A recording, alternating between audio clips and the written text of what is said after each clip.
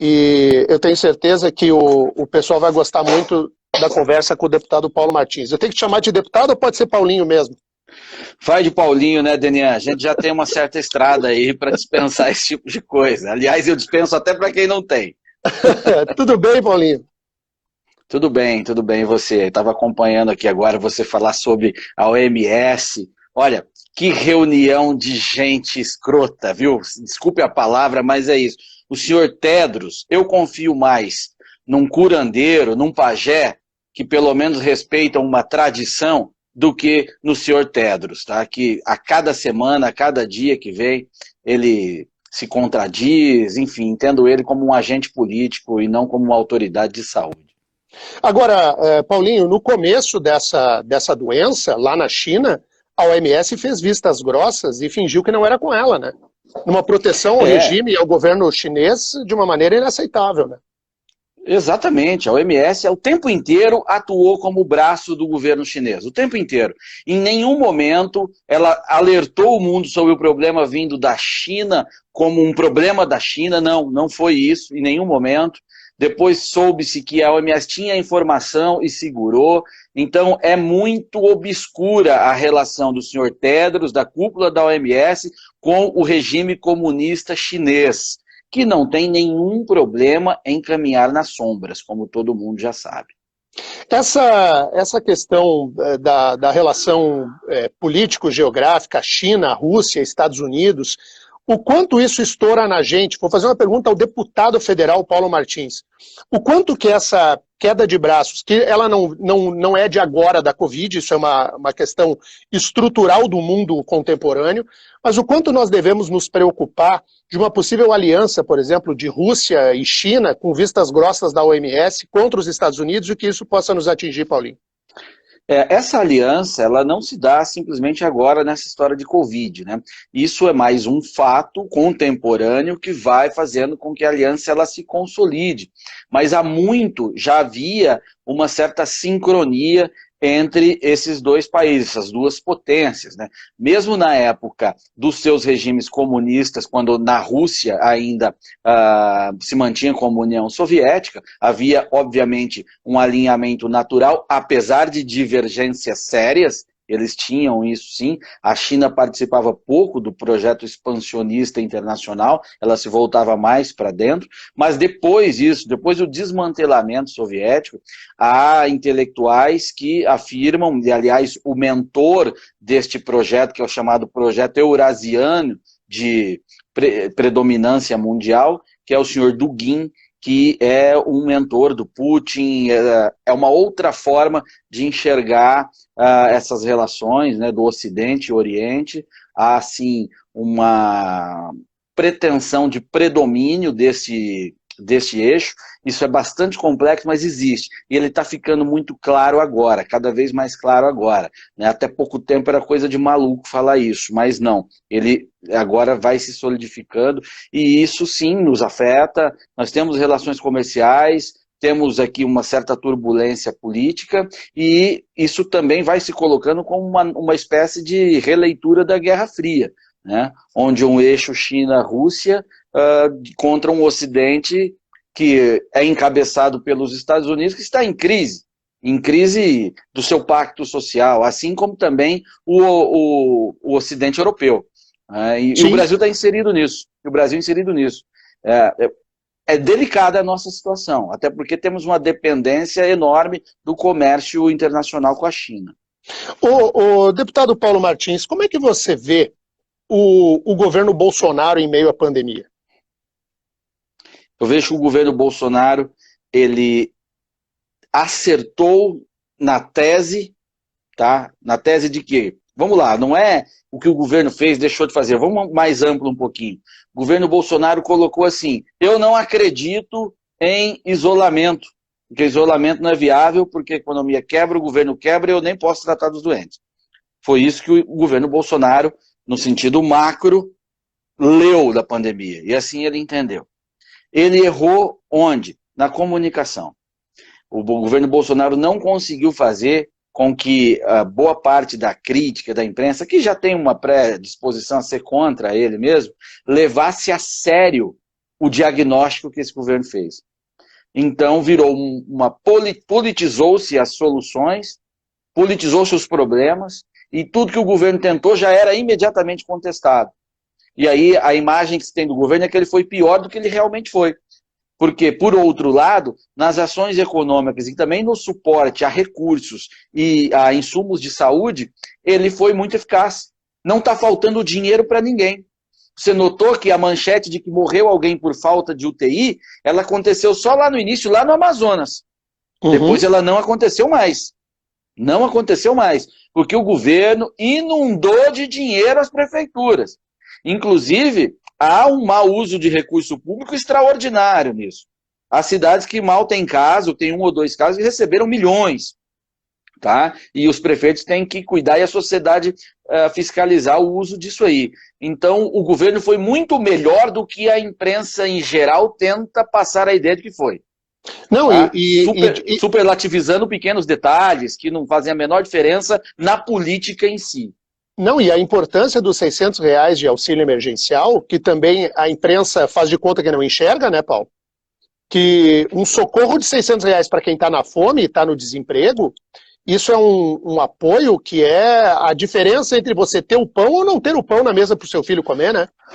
Dedian, exatamente. E aí foi uma ação de governo, junto com uma ação também do Congresso, que tinha interesse em dar uma resposta política, e foi responsável, fez tramitar rapidinho, e a ajuda chegou. O governo foi muito competente em fazer a ajuda chegar. Teve problemas? Teve problema. Mas olha a velocidade com que esse programa foi colocado para rodar.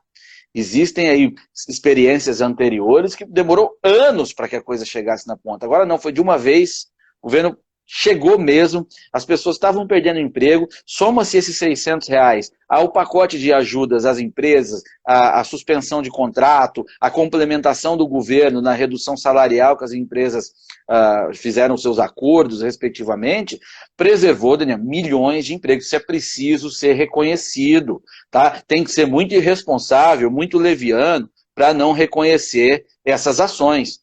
Basta conversar com os empresários ou com funcionários que viveram nessas situações, especialmente em grandes empresas, que eles vão te falar. Né? Então a gente tem que reconhecer isso. Mesmo você que não gosta do Bolsonaro, não digo você, Daniel, você que está nos assistindo aqui, não gosta do Bolsonaro, acha que ele é mal educado, acha que ele fala demais e tal, mas vamos falar de governo, coisa um pouquinho maior. O que é certo é certo. Tá? O governo fez muito dentro daquilo que estava ao seu alcance. Isso é um fato e a realidade demonstra esse fato. Vamos falar de outros temas, deputado. O convite para a live, o tema que eu acho que eu mais quero te ouvir, e acho que os seguidores também, é sobre questão fake news e liberdade de expressão. Nós estamos vivendo no país, talvez o momento mais delicado de risco à liberdade de expressão verdadeiramente estabelecido desde a redemocratização, desde a Constituição de 1988. Está em curso algo que é muitíssimo perigoso, com a aprovação de um projeto de lei que vem revestido de uma ideia boa, vamos combater as fake news, só que o remédio para combater fake news pode atingir as nossas liberdades individuais, e aí o custo da nossa democracia vai para o ralo. E aí eu digo, preciso ouvir o Paulo, quero ouvir o Paulinho sobre isso, como que esse debate se dá em Brasília e qual é o risco que nós corremos de que esse projeto passe na Câmara. Daniel, eu acho que o risco maior é a união da desinformação dos parlamentares com a má intenção dos parlamentares que estão informados e sustentam este projeto. O projeto é ruim, eu li o projeto, tenho estudado ele, e ele vai inviabilizar as redes sociais no Brasil. Está explícito lá. Tanto os aplicativos de mensagem privada, como o WhatsApp e Telegram, ele obriga que os aplicativos acabem armazenando as conversas privadas para que, se ela for encaminhada por mais de 5 usuários, a origem dela possa ser identificada posteriormente.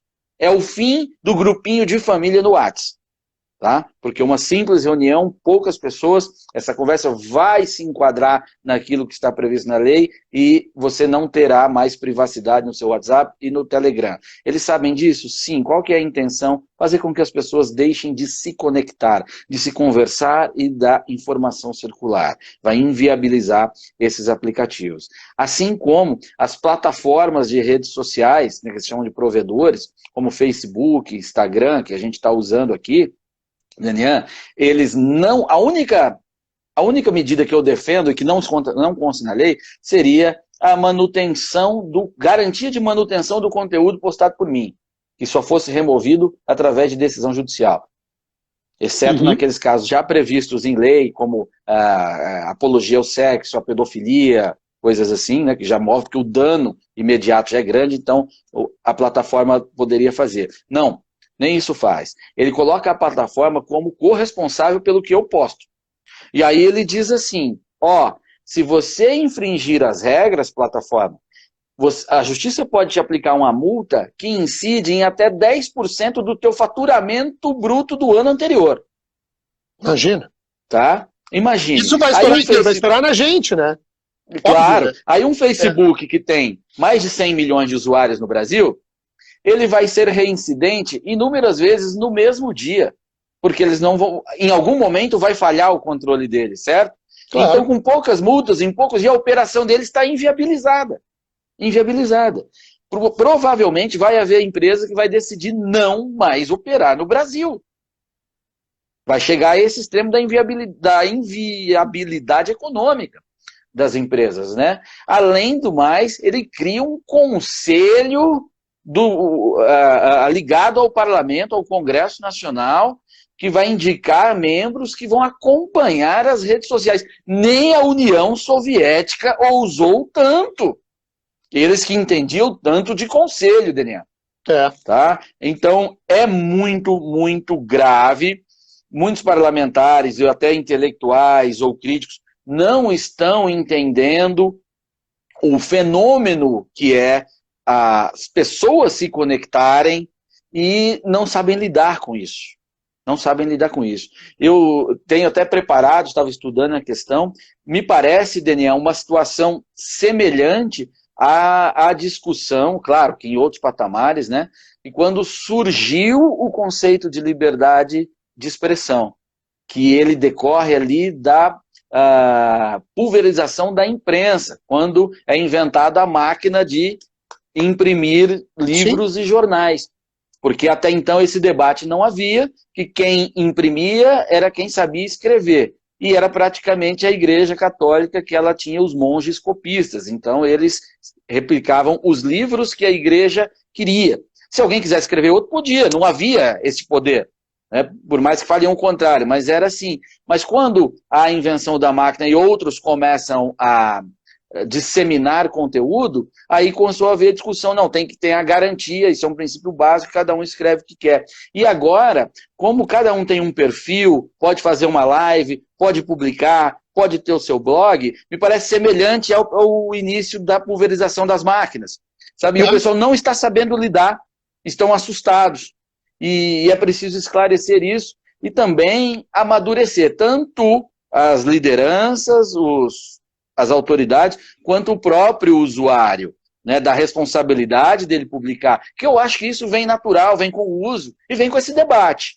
Claro. Essa é a parte boa desse debate. Eu tenho uma preocupação que ela além de... Eu assino embaixo de tudo que você falou. E eu tenho uma preocupação que é jurídica, porque, a meu ver, você manusear esse projeto de lei, você percebe que ele é inconstitucional de cabo a rabo. Porque ele ataca com um fundamento da liberdade de expressão, que é o fato de ser um direito negativo, em que o Estado não pode tomar medidas positivas a fim de impedir o pleno gozo da liberdade de expressão, porque com isso você viola um dos pilares mais sólidos da democracia. Então o projeto de lei, a meu ver, é inconstitucional. Se nós tivéssemos hoje um Supremo Tribunal Federal em que pudéssemos colocar a cabeça no travesseiro e dormir, seria, tudo bem, o Congresso quer aprovar, aprova, mas haverá o controle de constitucionalidade e o Supremo vai pôr uma pedra em cima disso. Só que não dá hoje para confiar, Paulo. Nós temos um Supremo que tem tomado decisões contra a liberdade de expressão. Esse é que é o problema. É isso. Eu confio mais na defesa do Santos do que no Supremo hoje. Então você vê como o Supremo tá mal, né? Tá mal, tá uma coisa horrorosa. Que é uma coisa óbvia. Qualquer jurista minimamente letrado, até para ser jurista já tem que ser minimamente letrado, sabe que o projeto é inconstitucional. Exatamente, você descreveu uma perfeição e com o didatismo do bom professor que é. Ele não pode fazer isso. Não pode. Essa é uma garantia nossa. E para quem ofende, para quem calunia, já há os crimes previstos na lei, como eu acabei de dizer. Calúnia, injúria, difamação, já há isso. E o Marco Civil da Internet já garante para que o ofendido, se ele notifica a plataforma tem que dizer o IP de quem que é aquele perfil anônimo que está lhe ofendendo. Você chega na pessoa e processa ela, e o judiciário vai definir se ali houve uma infração ou não. Então, é absolutamente desnecessário este projeto, e sim, me assusta muito, por conveniência daqueles que se sentem ofendidos, porque estão em um outro lado do espectro político, apoiarem uma aberração dessa. Rasgarem um princípio por causa de uma conveniência momentânea. Sabe que o que tem me preocupado bastante também é a narrativa de que a ofensa à honra dos outros hoje é uma espécie de construção da direita. Que a direita é que ataca os outros, que a direita é que destrói reputações e que precisa haver um combate à direita. Sem perceber, aí eu até li o teu Twitter hoje e disse, pô, o Paulo acertou na mosca ao dizer que o jovem de 32 anos, Felipe Neto, está servindo de bucha de canhão. Ele nem se deu conta ainda que ele está sendo usado para que ele fique repetindo os seus chavões e as suas frases feitas, como se fosse um grande defensor da liberdade de expressão, de criminalizar a opinião que é contrária dele, e ele está servindo a algo que depois vai lhe comer. Ele está alimentando o bicho que depois vai comê-lo. E ele ainda não se deu conta disso. O quanto que é perigoso o debate hoje de dizer que um lado é que distorce a informação e que o outro é o santificado, que a esquerda é pura e a direita é má. O quanto isso é um perigo para a nossa democracia, Paulo? É um perigo, Daniel, porque se isso prevalecer, se chega ao resultado final, você suprimiu o debate público, suprimiu o pensamento, você criminalizou pensamentos.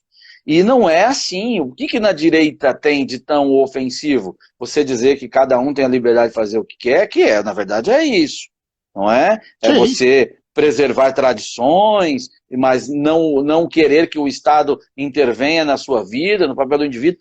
Basicamente isso. Como este pessoal da esquerda está perdendo o debate, e eles não conseguiram usar as redes sociais com a mesma eficiência que o pessoal da direita usa. Por quê? Porque os valores da direita estão mais ligados à própria tradição do povo brasileiro. O Brasil é um país fundado pela ordem de Cristo. Você queira isso ou não.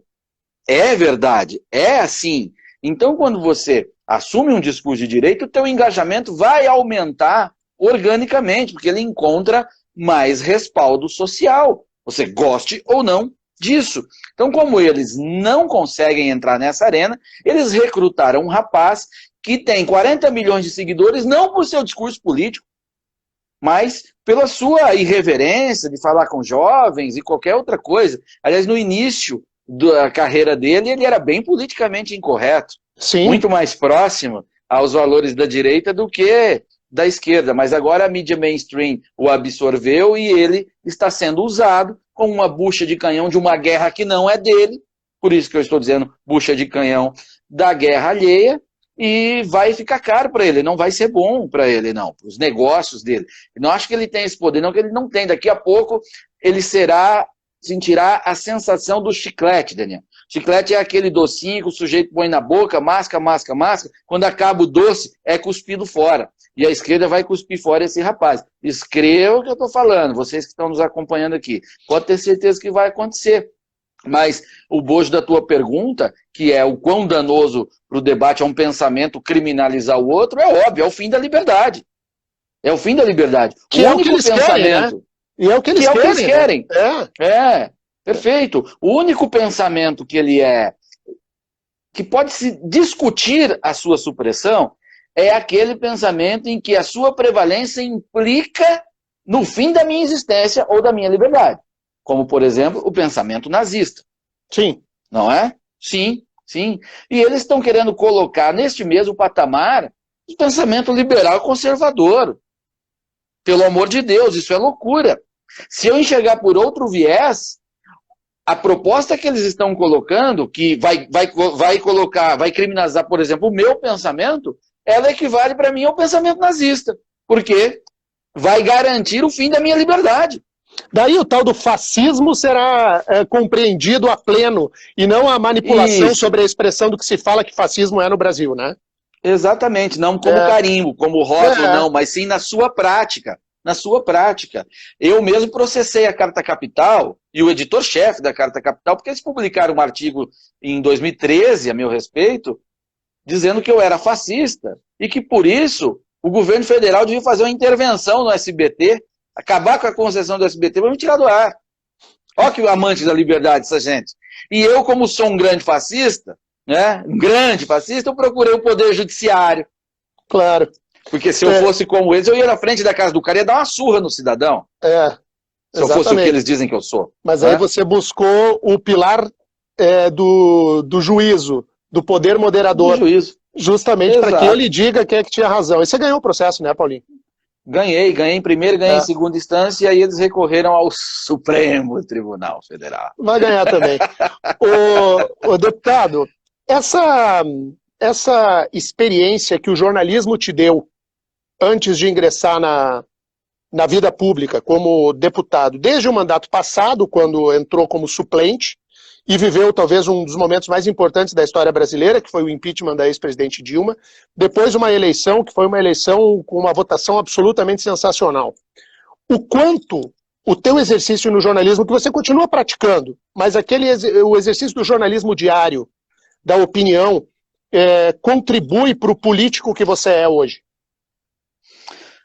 Contribui, Daniel, primeiro na experiência de relacionamento, experiência profissional mesmo, que na profissão você tem que ter honra, você tem que ter respeito, você tem compromisso, você respeita o trabalho alheio, tem que respeitar o trabalho alheio, não é? Tudo isso te faz crescer como homem, e para estar bem no jogo político, por mais que todo mundo aponte sujeira, uma série de coisas, você tem que ser homem, você tem que ter respeito. Você tem que saber separar o que é a posição política do cara, a busca dele, da figura pessoal, enfim, isso, toda a nossa experiência como jornalista, a gente que lida com opinião, não é? Você faz julgamentos até, faz com que a gente vá desenvolvendo essa responsabilidade, até com os erros que cometemos ao longo deste processo, né? Ele ajuda muito. Além da obrigação da gente ter que acompanhar os fatos diariamente, todos eles, como a gente foi parceiro por muitos anos no Jornal da Massa, que a gente comentava sobre tudo, não sabia nem o que ia pro ar, tinha que saber sobre tudo e estar preparado, né, para analisar, conforme inclusive as perguntas que vinham e tudo mais. Então isso vai somando para uma bagagem, para uma cultura política que te adianta muito no domínio do processo político, né, pelo menos pelos fatos, de uma memória política que é importante, que ele serve como um colchão de atuação, e você assim conquista respeito, né? Eu cheguei na política como deputado federal, eu não tinha o traquejo de quem veio como vereador, ou mesmo líder estudantil, vereador, deputado estadual, deputado federal, não, mas eu tinha esta experiência de buscar enxergar o fato, o que está por trás daquele movimento. Isso ajudou muito a conseguir me inserir no jogo, né? Isso para não falar ainda sobre desenvoltura em fala e tal, e são coisas muito mais psicológicas, né? Um dos maiores medos da humanidade é falar em público, e é terrível mesmo. Eu prefiro falar com 1 milhão de pessoas, como já tive a honra de falar na Paulista, do que entrar numa loja e falar com a vendedora. Eu morro de medo disso. Isso aí. Não, mas é assim. O que eu já ouvi na minha vida, são 25 anos fazendo rádio e televisão, o que eu já ouvi na minha vida, é pessoa falando assim, o teu trabalho é fácil, você só chega lá e fala. Ah, tá. Isso. Só chega lá e fala. Você sabe, você apresentava o SBT Paraná, eu fazia a crônica de 1 minutinho lá, o cara falava para mim, poxa, você só trabalha 1 minuto? Pois é, eu fazia 4 horas lá, fazendo um texto, um jogo de palavras para compreender em 1 minuto, e o cidadão vê aquilo pronto e fala, pô, que mamata, hein? Que barbada! Tá rico falando 1 minuto na televisão. Deputado, hoje de manhã eu fiz um comentário no rádio e a repercussão foi tão grande, quer dizer, eu vou falar sobre isso com o deputado Paulo Martins, porque ele vai entender o que eu estou querendo dizer. É incalculável o prejuízo que o PT fez com a educação brasileira. O que o PT fez para a educação do país, nós levaremos décadas para corrigir, se é que nós conseguiremos chegar lá. Eu me referi a isso por conta da polêmica de voltamos ou não voltamos às salas de aula durante o período de pandemia antes da vacina. E eu defendi a tese de que os colégios, o poder público, alguém vai ter que dar esse ano de novo, porque esse ano é um ano perdido e nós não podemos mais tratar as nossas crianças e os nossos adolescentes fazendo de conta que a gente está ensinando, porque a gente não está. Eu queria te ouvir sobre um balanço do que aconteceu com a educação, no teu modo de ver, essa ideologização da educação, o quanto isso nos destruiu, como até um projeto de Estado que possa se orgulhar lá na frente. Daniel, a educação deixou de ser vista, já num projeto de esquerda, antes do PT chegar ao poder, mas por intelectuais de esquerda, como um fim.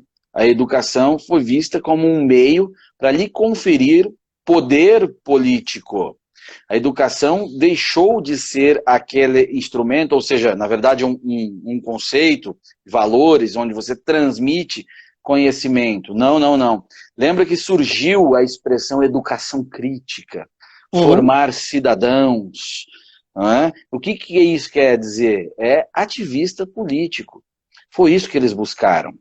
Tanto que, além de opções pedagógicas que foram feitas, Paulo Freire, socioconstrutivismo, Piaget, que são coisas bastante complexas, né, da pedagogia mesmo, e que até são discutíveis, porque há gente respeitável que defende, não, isso funciona, pode funcionar para determinado grupo ou não, mas na escala ela é muito complexa, mas ela é ideal para quem quer formar militância.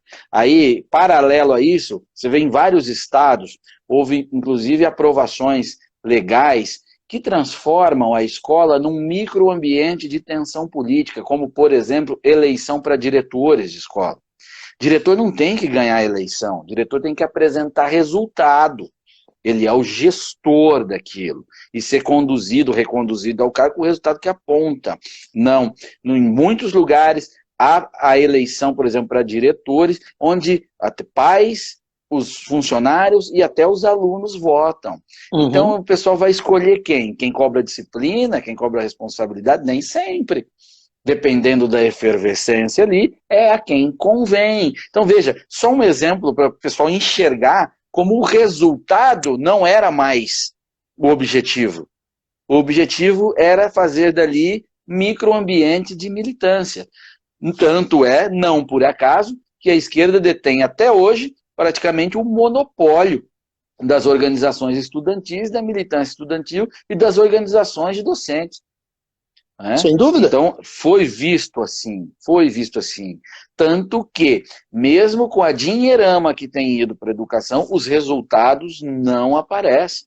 Por falar em dinheirama, por que você votou contra o projeto do Fundeb? Acho que você já respondeu essa pergunta 1 milhão de vezes, né, deputado? Já. Mas o pessoal não entendeu por que o Paulo Martins foi um dos 6 ou 7 votos contrários ao projeto do Fundeb. Explica aí para a rapaziada.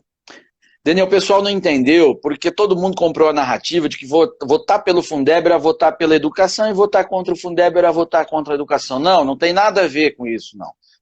A educação existia antes do Fundeb, o Fundeb é só uma espécie de financiamento e que eu entendo que houve um erro lá no início do Fundeb. O Fundeb não tem que estar na Constituição. A Constituição é uma carta de princípios e nela já consta que o Estado brasileiro tem que fornecer educação para os nossos filhos, para nossas crianças. E ele pode ser regulamentado em lei em seguida, ser previsto em lei. e mesmo sendo assim como uma política permanente, não há instabilidade nenhuma para isso, e se ele está em lei, conforme os resultados aparecem ou não aparecem, o Fundeb fica mais fácil de ser ajustado. Mas não, lá no início foi feito o Fundef, no governo Fernando Henrique Cardoso. O Fernando Henrique Cardoso tinha medo que o PT acabasse com o Fundef, porque o PT era contra o Fundeb. Olha só, os paladinos do Fundeb, que hoje se apresentam como paladinos do Fundeb, e que na verdade já se provou lá no Piauí que eles queriam dinheiro no Fundeb para roubar, né? Aquela deputada, esposa do governador, era a maior defensora do Fundeb, e era quem comandava o esquema de desvio de dinheiro lá no Piauí. Eles votaram contra o Fundef. Por quê? Eles entendiam que corriam o risco de perder a bandeira da defesa da educação para o Fernando Henrique. E o Fernando Henrique, com medo do PT esculhambar o programa dele em seguida, apoiou a ideia de constitucionalizar o Fundeb, dizendo que isso tinha que ser permanente, por isso só estando na Constituição. Então o erro já está ali.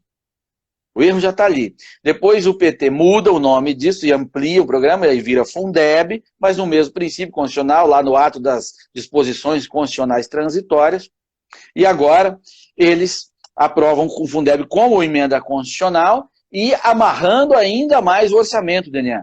Você trabalhou comigo e sabe, eu sempre fui um crítico das vinculações orçamentárias. Sim. Totalmente. E é um dos grandes problemas da máquina pública brasileira o orçamento vinculado, porque estabelece, tem que gastar com 20% em educação. Então, só aí você já acaba com a busca do gestor por fazer mais com menos. Ele não vai resolver, se ele resolver o problema da educação com 17%, ele tem que queimar outros 3%. Então, o foco passa a ser cumprir a meta e não ter resultado. Tanto que os recursos para a educação no Brasil triplicaram nos últimos 15 anos, 14 anos, se não me engano, e os resultados não vieram na mesma pegada.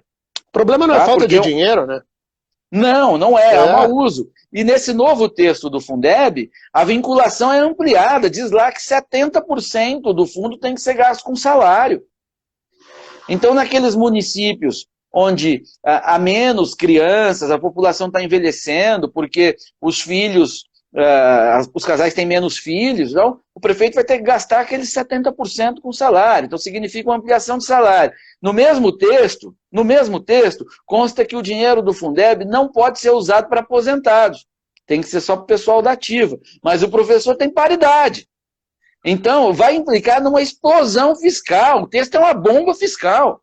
Tá? Para as prefeituras, porque ele vai ter que cumprir a meta do piso do Fundeb e vai implicar na própria sistema de aposentadorias dele, porque é um aumento para os que não estão na ativa. E professor aposenta cedo, né?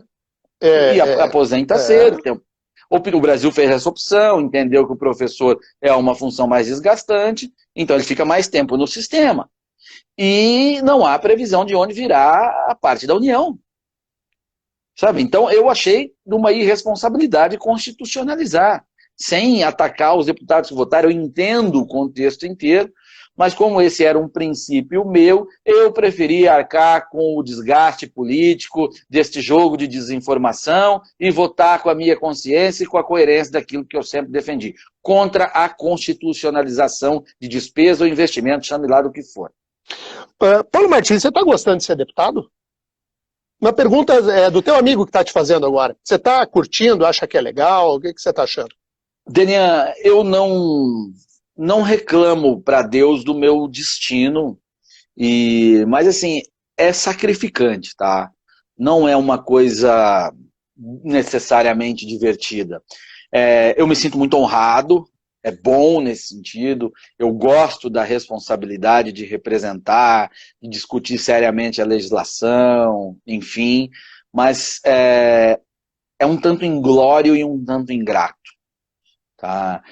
Você ter que lidar com a narrativa que está sendo predominante, a sua consciência, o que é certo, porque para sobreviver no jogo é preciso o cálculo político, não tem jeito, por mais que eu ignore muitas vezes, como ignorei nesse caso do Fundeb.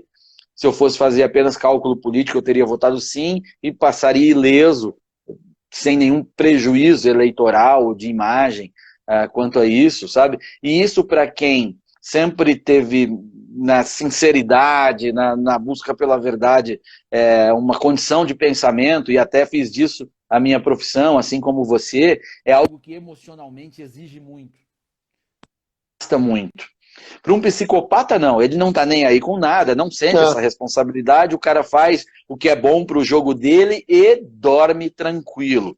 Né? Comigo não, até porque o jogo não é tão natural para mim, eu não tive pai político, não tive avô político, ninguém político, né? Do nada a gente construiu as candidaturas com apoio, ajuda de amigos, enfim, então eu sofro, tá? Sem pedir, sem mimimi aqui, não nem estou pedindo aqui caridade para alguém, carinho de ninguém, eu estou fazendo uma confissão. Tá? É desgastante para mim, é desgastante para mim. Ao mesmo tempo, quando a gente consegue algumas vitórias, é super gratificante. Eu fico feliz. E isso que o Paulo está falando é muito verdadeiro. Daí vou cometer vou contar uma história aqui que é minha e do Paulo. Quando lá atrás eu cogitei, e agora levei a sério, a questão de disputar uma eleição, e sou pré-candidato a vereador, eu fui falar para o Paulo. Perguntar para o Paulinho, Paulinho, o que você acha? A resposta do Paulo foi exatamente essa: olha, você tem todo o jeito, você será um ótimo parlamentar se você ganhar a eleição, mas você vai sofrer. A gente falou lá no Carina, lembra lá, Paulinho? Exato. Lá no Carina do Cabral. Do Cabral. E aí o Paulo falou, olha, você vai sofrer, porque sofre mesmo, porque nós somos muito espontâneos e a gente acredita muito, faz por ideologia, por amor, pelo interesse público. E a gente sabe que nem sempre as pessoas estão no mesmo espectro, né, Paulo?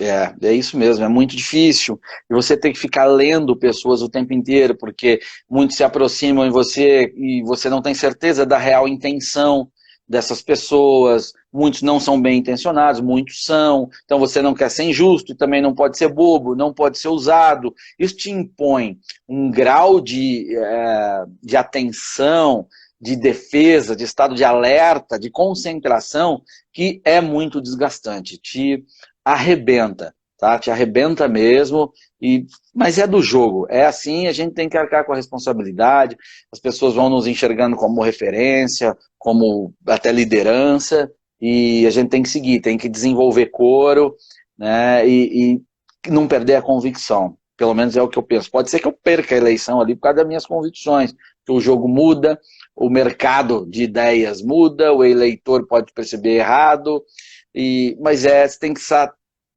apto a lidar com isso. E por isso que eu falei que é ingrato em glória. Às vezes você pode ser correto, ter feito coisas e chegou lá e não obteve o resultado. A sociedade diz assim, não, eu não quero mais você como representante. E isso não deve ser legal para ninguém. Agora, eu vou te dizer uma coisa para mim, tá? Que estou inaugurando essa coisa de me lançar pré-candidato.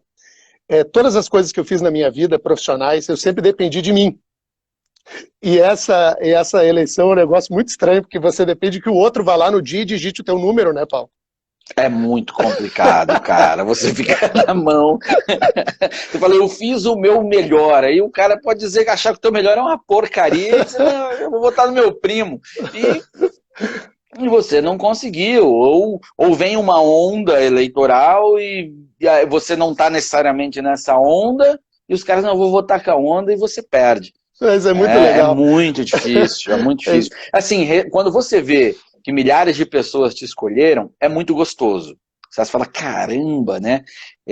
Passa 1000 coisas na sua cabeça, eu passei por isso 2 vezes, fiquei muito mais surpreso na primeira, fiz metade da votação que eu fiz nessa segunda, mas foi muito mais surpreso na primeira, eu era mais jovem, foi uma coisa muito mais improvisada, eu achava que era impossível, eu via política, especialmente candidaturas maiores, como de deputado federal, como coisas para milionários, para, enfim, filhos. Você via os eleitos pelo Paraná vinham sendo uma tradição, e quem que eu era? Um cara de Mirante, que estava aí desde tempo, então foi muito forte aquela experiência para mim.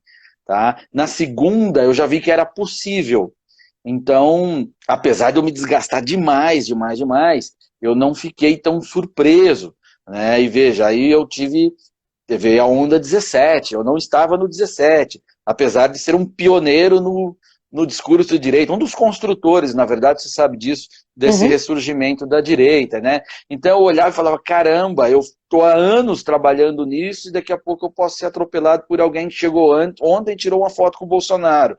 E isso foi muito duro para mim emocionalmente. É outra confissão que eu estou fazendo aqui. Então, a vitória acabou sendo gratificante e a gente está no mandato, né, Daniel?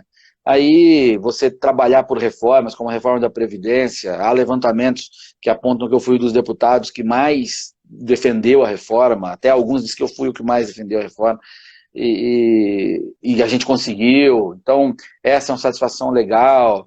30% da reforma da Previdência foi um relatório meu, que é a MP 871, que foi enorme, que eu escondi ela de propósito, porque senão eu não ia conseguir aprovar, porque tinha coisa muito complicada ali, e aí você tem que fazer o sacrifício de, em vez de aparecer, esconder para obter o resultado. Para poder passar, né? Para poder passar, exatamente. Então é mais uma vez aquela escolha entre a tua missão ou a popularidade. Eu escolhi a missão e depois tentar resolver isso adiante. São escolhas que você vai fazendo, que você amadurece, mas que eu não me arrependo de nenhuma. E sim, eu estou muito triste com esse rito online, porque isso reduz o mandato, reduz a tua condição de fazer política. Você não encontra mais os deputados. Claro. Antes eu chegava no café da Câmara, falava com 10 caras, depois ali no outro grupo, falava com mais, daqui a pouco eu tinha contato com 150 deputados. E você capta a posição deles, o influencia, faz esclarecimentos sobre o que você está fazendo política. E aqui não, para falar com o deputado você tem que telefonar. E aí você vai falar com quantos? Não é um, você vai falar com 3, 4. Sabe? Então está bem frustrante nesse sentido. Muito bom. Deputado Paulo Martins, prazer falar contigo. Parabéns pela paternidade. Que o Pedro venha com saúde. O homem escolheu o nome de Pedro por causa do Dom Pedro. Só pode ser. Claro, claro. Os 2 maiores brasileiros da história é o Pedro I e o segundo. Então eu não podia deixar de homenageá-lo além de Pedro o Santo também, né? Isso tem aí. Tudo isso e o nome é bonito. E eu fico feliz, viu, Daniel? Muito legal o nosso bate-papo. Me passa um monte de coisa na cabeça sempre que a gente conversa. Porque os momentos que marcaram a minha vida, que me deram um sentido na vida, foram ao seu lado lá no Jornal da Massa. Ali que eu me encontrei na vida, de verdade. Então vai ser sempre muito especial para mim, até me emociono de lembrar. E eu pensei que você ia me parabenizar pelo assado de tira que eu fiz aqui outro dia, mas... Isso também. Vou pedir aos meus seguidores que sigam o Paulinho, a maioria já segue, mas que sigam o Paulinho, que prestigiem o mandato do deputado Paulo Martins, porque ele é como a gente, ele vai acertar e vai errar, mas não tem em momento algum má intenção no que quer que seja, e fazer um convite aos seguidores do Paulinho que venham aqui para o meu Instagram também para a gente fazer o time crescer. Isso, é bom. Valeu, pessoal. Paulinho. Siga o Denian aí, conteúdo legal. Valeu, é isso mesmo, Denian. Sempre que eu errar, vai ser tentando acertar, não vai ter sacanagem não, e eu espero que você obtenha sucesso, tá aí em pré-candidato, a gente já falou das dificuldades aí, mas enfim, tá, que Deus te ilumine, que você consiga mais sucesso, como sempre conseguiu em tudo que você tentou fazer, e venha ajudar a nossa cidade, enfim, a nossa comunidade, que nos recebeu tão bem. Você, assim como eu, é um forasteiro, mas que já está mais curitiboca do que qualquer outro, não é? Assim vai, tá bom? Um grande sucesso para você. Desejo. Um abraço. Valeu.